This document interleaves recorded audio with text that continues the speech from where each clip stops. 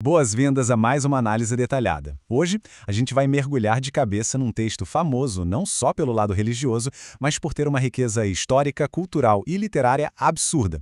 O capítulo 9 do Evangelho de João. A ideia aqui é destrinchar esse relato super conhecido sobre a cura de um homem cego de nascença. É fascinante como um único evento do primeiro século consegue ter tantas camadas. A gente vai passar por detalhes impressionantes de engenharia antiga e chegar até em debates filosóficos super complexos. É uma jornada que transforma um texto antigo em conceitos muito claros. Vamos lá?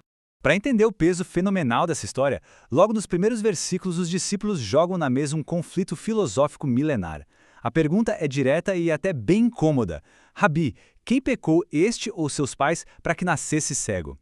Essa simples dúvida captura perfeitamente como o mundo antigo pensava.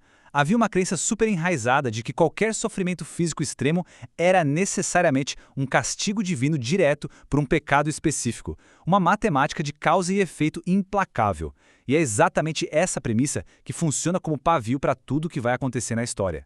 Nosso roteiro de hoje passa rápido por 4 pontos. Primeiro, o milagre e o método. Segundo, a engenharia de Siloé. Terceiro, a investigação dos fariseus. E para fechar, a cegueira física e espiritual. Começando direto pelo nosso primeiro ponto, o milagre e o método. Retomando aquela pergunta sobre quem seria o culpado, a resposta de Jesus é um balde de água fria na expectativa da época. Ninguém pecou para causar cegueira, nem o homem, nem os pais. Na verdade, a condição existia para que as obras de Deus fossem manifestadas ali.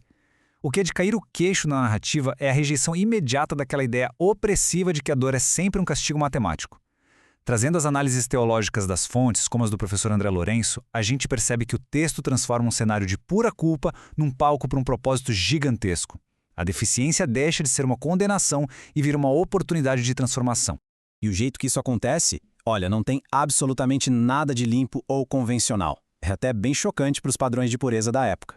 Primeiro, cuspir na terra. Segundo, fazer um lodo com a saliva. Terceiro, passar isso nos olhos do homem. E quarto, dar uma ordem para ele ir se lavar no tanque de Siloé. Os estudiosos apontam que usar materiais tão comuns demonstram uma ação soberana absurda. Em vez de uma cura mágica instantânea à distância, o texto mostra um processo super tátil, que exigiu que o homem tomasse atitude e seguisse etapas. E essa caminhada final do homem nos leva direto à nossa segunda parada, a engenharia de Siloé. O que é fascinante aqui é que o tanque de Siloé não é um cenário de ficção, é pura realidade histórica, com uma cronologia incrível. Lá atrás, entre 715 e 686 a.C., o rei Ezequias mandou construir um túnel para proteger a água da cidade contra o cerco do Império da Assíria. Pulando para o primeiro século, na época desse relato, o tanque era um ponto central e vital de Jerusalém. E como a cereja do bolo, em 1880, arqueólogos acharam uma inscrição dentro desse túnel comemorando o fim da escavação, ou seja, a ciência confirmando um relato milenar. Olhando de perto para os dados, a engenharia é um espetáculo. A água vinha da fonte de Gihon, que infelizmente ficava vulnerável para o lado de fora das muralhas da cidade. Então, eles projetaram um trajeto de mais de meio quilômetro. E o detalhe mais louco, tudo escavado na pura rocha maciça, levando a água com segurança para dentro das muralhas para o famoso tanque de Siloé. As fontes mostram que é uma obra-prima da engenharia civil e militar de antigamente. Mas muito além de proteger a cidade na guerra, o local tinha um peso religioso gigantesco. O tanque de Siloé era o coração da grandiosa festa dos tabernáculos. Durante essa festa, a água era retirada dali usando um cântaro de puro ouro e levada numa cerimônia para o templo.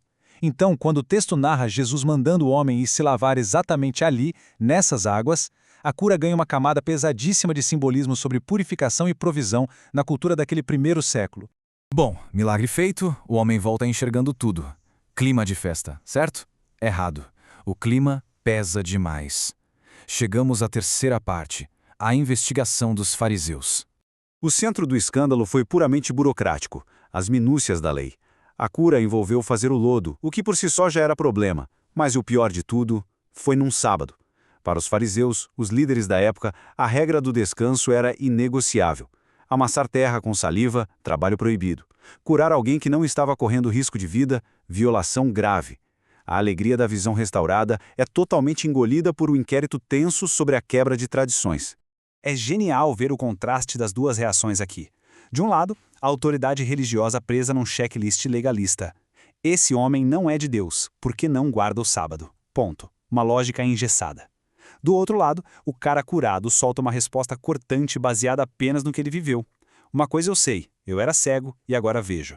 É literalmente a realidade inegável de uma vida transformada batendo de frente com a frieza de um sistema burocrático.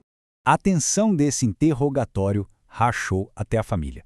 A narrativa conta que os pais, com muito medo da liderança, simplesmente tiraram o corpo fora e não defenderam quem curou o filho. E o motivo era o pavor de uma regra que expulsava da sinagoga qualquer um que aceitasse Jesus. E não era só não poderem mais ao culto, era falência social e financeira na comunidade. Em total contraste com esse pânico dos pais, o filho cresce na ousadia, desafia a lógica dos religiosos e acaba, de fato, sofrendo a excomunhão. Acompanhar o texto literário nessa parte é uma aula. A percepção que o homem tem vai clareando junto com os olhos físicos. Começa super distante, o homem chamado Jesus. Aí, quando é pressionado no interrogatório, a visão dele melhora e ele diz, é profeta. Depois, argumentando com os líderes, ele crava que só poderia ser alguém de Deus. E o ponto alto vem depois da expulsão, quando ele reencontra Jesus e o chama de Senhor, num ato de total adoração. É um processo gradual fascinante. Essa evolução clara na mente dele leva a gente à nossa quarta e última sessão: cegueira física e espiritual. Juntando tudo isso, os teólogos, como o professor André Lourenço, costumam extrair 3 grandes lições. Primeira, a mudança de olhar, onde se enxerga a dignidade da pessoa e não só a deficiência. Segunda, a soberania de usar coisas banais, tipo terra e saliva, provando que o extraordinário usa o que é comum. E terceira, a transformação foi muito além do nervo óptico. Ele ganhou coragem cívica, uma nova identidade e um futuro longe das ruas. A cura foi completa. Tem uma citação das fontes de pesquisa que amarra isso perfeitamente. Se houver 1000 passos entre nós e Deus, Ele dá todos exceto um. O último passo é nosso. Essa frase mostra maravilhosamente bem como a ação humana entra nessa história de cura. O lodo foi preparado, o caminho foi aberto, mas a cura não se ativaria se o homem não decidisse levantar, caminhar no escuro por Jerusalém e se lavar. É o coração do milagre, a união da ação divina com a atitude humana. Falando em caminhar, até o nome do destino final tem uma camada escondida. Siloé vem do hebraico Shiloah, que significa literalmente enviado ou conduzido. Lá atrás era uma referência às águas do túnel do rei Ezequias. Mas os especialistas destacam que, no texto de João, isso é uma placa de sinalização teológica. Lavar-se naquelas águas significava, simbolicamente, se conectar com Jesus, o verdadeiro enviado da história toda. A história inteira deságua numa declaração final cheia de ironia de Jesus. Ele diz que veio ao mundo para um julgamento invertido, para que os que não veem passem a ver e os que acham que veem fiquem cegos. É um contraste gritante. O pedinte que nasceu no escuro termina o dia enxergando uma realidade espiritual claríssima, e a elite supereducada que jurava ter o monopólio da verdade mostra uma cegueira letal ao ignorar todos os fatos que aconteceram bem debaixo do nariz deles. Fica então a grande pergunta final. Qual é de fato a diferença entre a biologia dos olhos físicos e a verdadeira visão espiritual? Essa história antiga funciona como um espelho para os dias de hoje, mostrando que a pior escuridão não é a do nervo óptico, mas sim a arrogância de achar que já se sabe de tudo. É um convite para manter a mente e a percepção sempre abertas. Que esse mergulho nos dados e no texto tenha sido enriquecedor. Fica a reflexão e até a próxima análise detalhada.